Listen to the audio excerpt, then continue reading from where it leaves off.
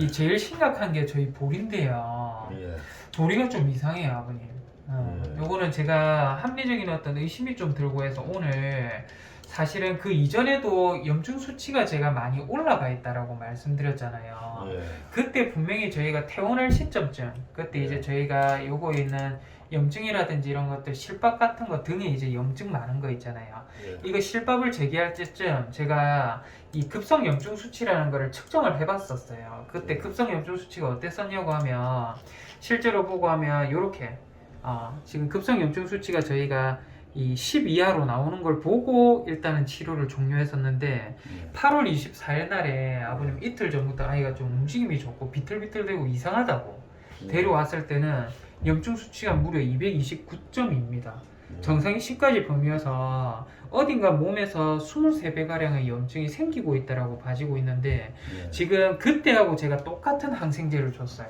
예. 혹시나 이게 이 안에 들어있는 항생제에 대한 물질이나 이런 것도 감염이 돼 있는 원인균이나 이런 것들이 일반적인 균이 아니라 균이 정형이 안 될 정도로 안 좋은 균들이 이제 여기에서 쏟아져 나오고 해서 이게 전부 세균이거든요. 예. 세균인데 이거에 대한 치료가 혹시나 또 뭔가 재발하지 않았을까라는 불안감이 있어서 제가 그때 아이가 좋아졌던 염증이라든지 이런 걸 잡아줄 수 있는 항생제를 그대로 해서 제가 일주일치를 좀 드렸거든요.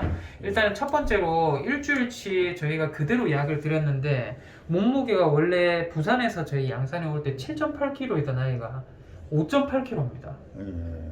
두 달 만에 사람 몸무게 치면 곱하기 10 하면 돼요. 78kg인 사람이 58kg가 두 달 만에 된 건데 엄청나게 체중이 많이 빠졌습니다. 단순하게 입이 짧아서 안 먹는다라기에는 사실은 그거는 어불성설인 부분이 있고요.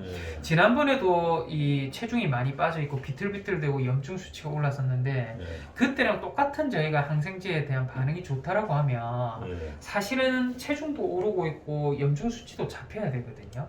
근데 저희가 항생제를 그때하고 제가 똑같이 줬는데 일단은 염증 수치가 줄어들질 않아요. 이렇게 독한 약을 먹는데 지난번에는 좋아졌거든요. 예.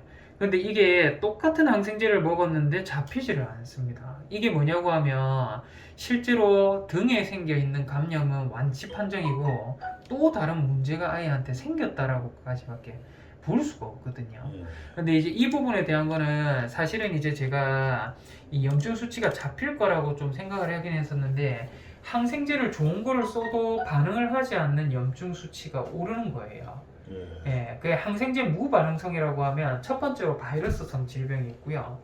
두 번째로는 여기 보이듯이 이 SA라는 게 아까 전에 염증 수치 22배, 23배 증가한 염증 수치인데 이 염증 수치가 증가를 할 수 있는 여러 가지 그러니까 항생제를 써도 계속 염증 수치가 오를 수 있는 여러 가지 질병들이 있는데 일단은 첫 번째가 이 구강 내의 염증입니다. 이거 이제 전발 발치를 그때 부분적으로 하고 왔던 아이여서 구강의 염증일 수도 있고요. 다만 이 염증은 항생제를 지금 같은 항생제를 쓰면 잡혀야 됩니다. 근데 이런 단순한 문제는 아닐 것 같다는 생각이 들고 췌장염 가능성이 있습니다. 오늘 저희가 검사를 했는데 췌장염 아니에요. 밑에 보이는 저희가 여기 보시면 이 FIP라고 해서 펠라인 인펙셔스 프리토나이티스 이게 이제 복막염 바이러스입니다. 복막염도 사실은 아무리 좋은 항생제를 쓰고 해도 염증 수치가 자꾸 올라가 있는 특성이 있고요. 그 외적으로는 저희 솔리드 튜머, 라운드 셀 튜머라고 해서 종양이에요. 어딘가 뇌라든지 신경계 쪽에 종양이라든지 다른 쪽에 종양이 있을 가능성이 있고요. 밑에 있는 거는 카디오마이패시라고 해서 심장병입니다. 심장질환이 있을 가능성도 있고요. 이 하이퍼타이로이디즘이라고 해서 갑상선 기능 항진증입니다. 오늘 저희가 요거는 제가 검사를 했는데 아니라고 나왔고요. 여러 가지 질병들이 있기는 한데 이렇게까지 염증 수치가 안 잡히고 하는 거에 대한 부분이 단순한 질병이 없어요. 종양성 아니면 저희가 FAP라고 해서 복막염 바이러스도 포함이 돼 있고요. 나머지들은 진짜 종양 말고도 여러 가지 조금 몸에 안 좋은 것들이 있잖아요. 굉장히 까다롭고 안 좋은 것들.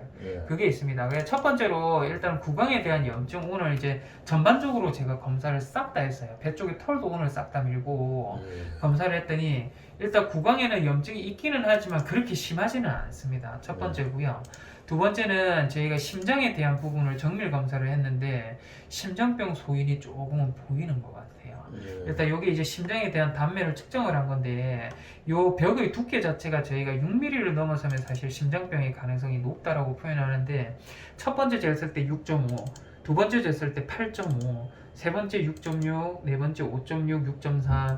요게 이제 심장은 계속 쉬지 않고 뛰는 부분이기 때문에 조금 오차가 있기는 한데 대부분이 6.0을 넘어섭니다. 그래서 요거는 P1을 뽑은 거 가지고 제가 검사소에 실제로 심장병 확진 내려도 되는지 검사를 하는 게 있습니다.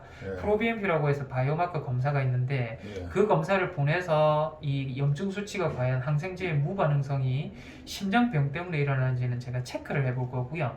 오늘 배 쪽에 털을 밀고 제가 전반적으로 보고 했더니 복강 안에 장에 대한 염증은 없습니다. 염증 반응은 크게는 없고 한데 지금 뭐 배 안에 있는 종양성 변화라든지 이런 것도 없고요. 이 깨끗한 부분이 있어요. 그래서 지금 사실은 왜 이렇게까지 아이가 염증이 반응이 올라오고 이렇게 몸이 안 좋아질까? 2개월 만에 몸무게가 사람으로 치면 78kg에서 58kg, 20kg를 작정을 하고 빼도 안 빠지거든요. 계속 몸무게가 내려가요. 몸무게가 내려가고 뭔가 몸 안에서 생기는 염증 반응이라든지 흔하게 발견되는 균 종류도 아니고 원인 불명의 균이 나온 거라든지 쓸 수 있는 항생제도 거의 없다라고 나오는 부분이라든지 지금 저희가 쓸 수 없는 항생제 중에 그나마 좀 강한 것들을 쓰고 있는데 예전에는 잡혔던 염증 수치가 지금 잡히지 않고 계속 높게 나온다든지 이런 것들이 상당히 좀 안 좋습니다. 그래서 제가 봤을 때는 지금 심장병에 대한 거는 확진을 내리는 기간 동안에는 제가 이제 그 동생분하고 아버님 그 통화를 한번 해보니까 하니까 지난번에 하루에 한 번 먹었던 약 제가 식욕 촉진제라든지 아이가 너무 스트레스에 심한 정신과적인 약제를 좀 넣어드린 약이 있는데 그거 먹고는 되게 활발했었다라고 말씀을 해주시더라고요. 그래서 실제로 항생제는 너무 독한 거를 먹어도 어차피 지금 염증 수치가 잡히지 않고 해서 일단은 제가 봤을 때는 지난번에 하루에 한 번 먹었던 약을 좀 먹어보고요. 일단 심장병에 대한 확진은 검사소에 저희가 내일 검사를 의뢰를 보낼 거예요. 그 검사 결과가 5일 안에는 나오지 싶은데 결과가 나오면 제가 한번 다시 한번 심장병이 맞다라고 하면 설명을 좀 드릴 부분이 있을 것 같고요. 그 외적으로 만약에 검사를 보냈는데 심장병이 아니다 라고 확진이 나오면 어쩔 수 없이 이거는 진짜 큰 병원에 가서 진짜 CT를 한번 찍어본다든지 MRI를 한번 좀 찍어본다든지 그런 부분을 따라서 왜 지금 아이가 몸이 이렇게까지 안 좋고 염증 수치가 잡히지가 않는지 그동안 계속 잠만 자더라고요. 예, 그런 부분을 한번 봐야 될 것 같아요. 그러니까 그렇게 해서 CT MRI를 찍어도 아무 문제가 없는데 염증 수치가 자꾸 높다 라고 하면 복막염에 대한 부분도 사실은 고려사항이 되기는 합니다. 오늘도 제가 수치 검사를 한번 해보긴 했는데 알부민하고 글로불린에 대한 어떤 비율 자체가 제가 0.6 정도 수치가 나오거든요. 그러니까 실제로는 복막염에 대한 가능성도 조금은 있을 것 같다라는 생각도 좀 들고요. 근데 또 하나 의아한 점은 아이가 스트레스를 지금 받고 있잖아요. 스트레스를 받으면 아까 전에 제가 아무리 좋은 항생제는 바이러스는 못 잡습니다. 예, 아무리 좋은 항생제를 써도 염증 수치가 오르는 게 바이러스성 질병일 가능성이 있다라고 했는데 바이러스 중에 제일 안 좋은 거는 복막염 바이러스고요. 그 외적으로는 허피스 바이러스, 칼리시 바이러스 이런 게 있습니다. 그때 아버님 보시면 알겠지만 칼리시 저희 애기들 감염되고 했을 때 열이 막 40도까지 끓고 몸이 좀 안 좋고 이랬었잖아요. 그런 거일 가능성도 있기는 하거든요. 근데 이제 그거 외적으로는 왜 이렇게까지 염증이 높고 아이가 비틀대고 움직이지도 않고 잠만 자고 아무리 좋은 항생제를 써도 염증 수치가 자꾸 높은지 그런 부분은 좀 의아한 부분이 있기는 해요. 그래서 일단은 첫 번째가 심장병. 요거는 5일 안에 나오거든요. 제가 5일치 약은 좀 드릴 테니까 집에서 먹여주시고요. 심장병 말고는 일단은 이제 종양입니다. 어디 종양이라든지 어디가 몸에 있는 자가 면역의 어떤 질환이 있다든지 이런 거. 그 외적으로는 진짜 바이러스거든요. 근데 허피스나 칼리스는 아버님도 보시면 알겠지만 뭐 재채기를 많이 한다든지 아이가 뭐 눈곱이 많이 끼고 눈이 붓고 이런 것들에 대한 증상들이 드러나요. 일반적으로. 근데 아이는 그런 증상이 전혀 없어서 이것도 좀 의아한 부분이기도 하고요. 그렇습니다. 그래서 덩치는 되게 큰데 제가 이제 여동생분하고 통화를 하고 하다 보니까 아이가 입이 되게 좀 짧은 아이라 하더라고요. 부산에 있을 때도 밥도 좀 많이는 안 먹고 하는데 이상하게 덩치가 좀 컸었다라고 말씀을 하긴 하던데 일단은 요거 최종적으로 심장에 대한 검진 결과를 한번 받아보고 그리고 나서 좀 상담을 한번 다시 해봐야 될 것 같아요. 알겠습니다.